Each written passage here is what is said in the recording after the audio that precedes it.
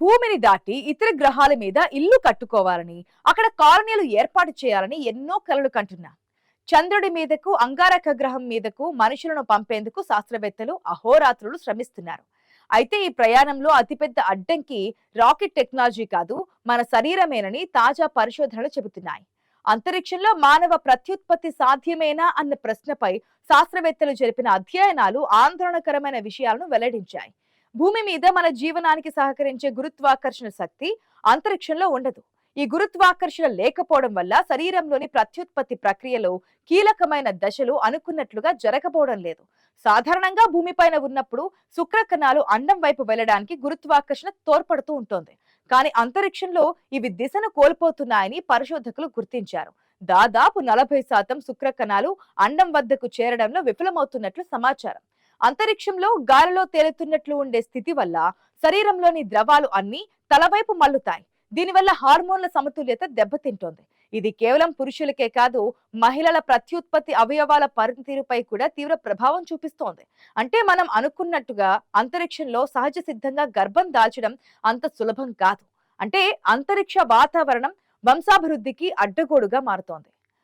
ఇతర గ్రహాల మీద మానవ నివాసాలు ఏర్పడాలంటే అక్కడ జనాభా పెరగాలి. కానీ ఈ పరిస్థితులు చూస్తుంటే ప్రెగ్నెన్సీ అండ్ చైల్డ్ బర్త్ అనేది పీడకలలాగే కనిపిస్తోంది. అంతరిక్షంలో ఎక్కువ కాలం గడపడం వల్ల ఎముకలు బలహీనపడడం, కండరాలు క్షీణించడం వంటివి జరుగుతాయని మనకు తెలుసు. కానీ ఇప్పుడు ఏకంగా వంశోద్ధరణకే ముప్పు వాటిల్లుతుందనడం శాస్త్రవేత్తలను కలవరపెడుతోంది. గురుత్వాకర్షణ లేని చోట జీవక్రియలు అన్ని తలక్రిందులవుతున్నాయి. రక్త ప్రసరణ నుంచి జీవక్రియ వరకు ప్రతిదీ మారిపోతోంది. ఇలాంటి స్థితిలో ఒక కొత్త ప్రాణం పురుడు పోసుకోవడం అనేది ప్రకృతి విరుద్ధమైన చర్యగా మారుతోంది. మనం రాకెట్లను ఎంత వేగంగా పంపినా మన శరీరాలను అంతరిక్షానికి తగ్గట్లుగా మార్చుకోలేకపోతే ఆ ప్రయాణాలు వృధా అవుతాయి. కేవలం గర్భం దాల్చడమే కాదు, అంతరిక్షంలో ఉండే ప్రాణాంతక రేడియేషన్ కూడా పెద్ద శత్రువుగా మారింది. భూమికి సహజ సిద్ధంగా ఉండే అయస్కాంత క్షేత్రం సూర్యుడి నుంచి వచ్చే శక్తివంతమైన కాస్మిక్ కిరణాల నుంచి కాపాడుతోంది. కానీ అంతరిక్షంలో లేదా మార్స్ వంటి గ్రహాల మీద ఇలాంటి రక్షణ కవచం ఉండదు.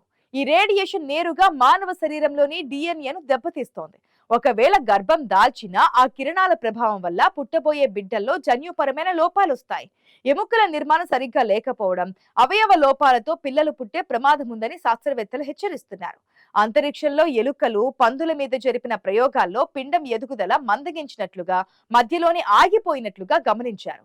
కణ విభజన వంటి అత్యంత క్లిష్టమైన ప్రక్రియలకు భూమిపై ఉండే గురుత్వాకర్షణ శక్తి చాలా అవసరమని తేలింది. అంతరిక్షంలో ఎముకల సాంద్రత తగ్గిపోవడం వల్ల పుట్టబోయే పిల్లల అస్థిపంజరం చాలా బలహీనంగా ఉండే అవకాశం ఉంది. మనం ఇతర గ్రహాల మీద రాజ్యాలు ఏలాలని వెళ్తున్నాం, కానీ అక్కడ పుట్టే బిడ్డల పరిస్థితి ఏంటన్నది ప్రశ్నార్థకంగా మారింది. రేడియేషన్ నుంచి రక్షణ ఇచ్చే ప్రత్యేక కవచాలు లేకపోతే అక్కడ మనుషులు పుట్టడం అసాధ్యం. అంగారక గ్రహం మీద నివసించాలంటే ముందు మనిషి జన్యువులను కాపాడుకోవడం ఎలాగో నేర్చుకోవాలి. ఈ రేడియేషన్ సమస్యను పరిష్కరించకుండా స్పేస్ కాలనైజేషన్ అనేది కేవలం కాగితాల మీద రాసుకునే కథలాగే మిగిలిపోయే ప్రమాదం ఉంది.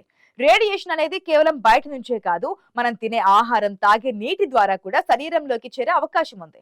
అంతరిక్షంలో పెరిగే మొక్కలు కూడా ఈ కిరణాల ప్రభావానికి గురవుతాయి. అంటే మనం అక్కడ ఏది తిన్నా, ఎక్కడ ఉన్నా ఈ మృత్యు కిరణాలు వెంటాడుతూనే ఉంటాయి. గర్భిణీ స్త్రీలకు ఈ రేడియేషన్ అత్యంత ప్రమాదకరం. పిండం ఎదుగుతున్న సమయంలో చిన్న పొరపాటు జరిగినా అది జీవితాంతం కోలుకోలేని లోపంగా మారుతోంది. అందుకే ఇప్పటికిప్పుడు అంతరిక్షంలో నివాసం అనేది సాహసంగానే ఉండనుంది. ఇవే కాదు, అంతరిక్షంలో పిండం అభివృద్ధి చెందే తీరుపై జరిగిన పరిశోధనలు మరిన్ని భయానక నిజాలను బయటపెట్టాయి. తల్లి గర్భంలో పిండం పెరగడానికి భూమి గురుత్వాకర్షణ ఒక క్రమబద్ధమైన మార్గాన్ని చూపిస్తోంది. కానీ అంతరిక్షంలో ఆ శక్తి లేకపోవడం వల్ల కణాల అమరిక అస్తవ్యస్తమవుతోంది. ముఖ్యంగా మెదడు, గుండె వంటి కీలక అవయవాల నిర్మాణం సరిగ్గా జరగకపోవచ్చు. గతంలో అంతరిక్షంలోకి పంపిన చిన్న జీవుల మీద జరిపిన పరిశోధనల్లో వాటి సంతానం వింతగా ప్రవర్తించడం శాస్త్రవేత్తలను ఆశ్చర్యపరిచింది. గురుత్వాకర్షణ లేని చోట పుట్టిన పిల్లలకు భూమి మీద ఉండే దిశల జ్ఞానం ఉండదు. వారు ఎప్పటికీ భూమి మీద నడవలేని స్థితిలో ఉండవచ్చు.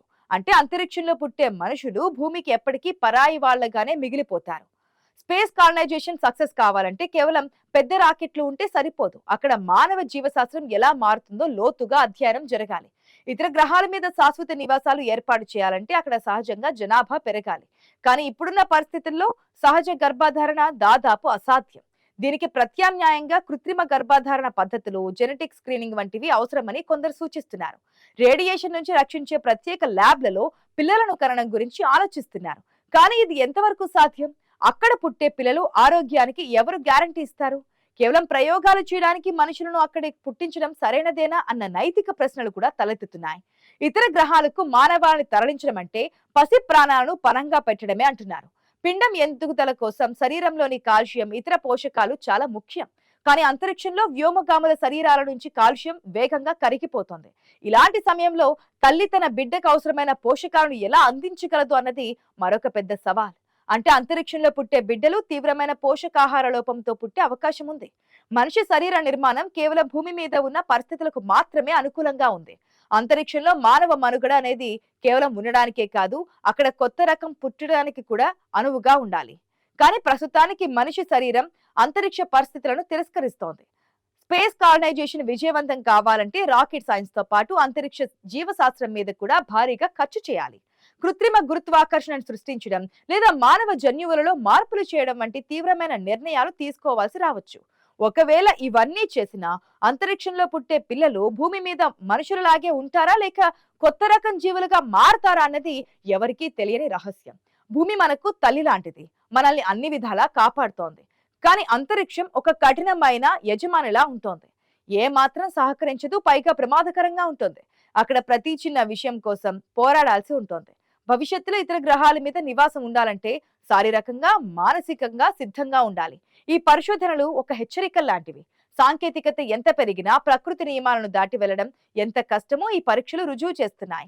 అంతరిక్ష ప్రయాణాలు చేసే వ్యోమగాముల ఆరోగ్యం మీద ఇప్పటికే ఎన్నో ప్రభావాలు కనిపిస్తున్నాయి. ఎముకలు గుల్లబారడం, దృష్టి లోపాలు తలెత్తడం వంటివి జరుగుతున్నాయి. ఇక కొత్త ప్రాణం అక్కడ పుట్టడం అంటే అది ప్రకృతి సిద్ధంగా జరిగే అద్భుతం కాదు, అది ఒక పెద్ద సవాల్ అంటున్నారు నిపుణులు. ఇప్పటి వరకు అక్కడికి వెళ్లే విషయంపైనే పరిశోధనలు సాగుతున్నాయి. కానీ అక్కడికి వెళ్ళాక మనుషులు నిలదొక్కునేందుకు చేయాల్సిన పనులు మరెన్నో ఉన్నాయి.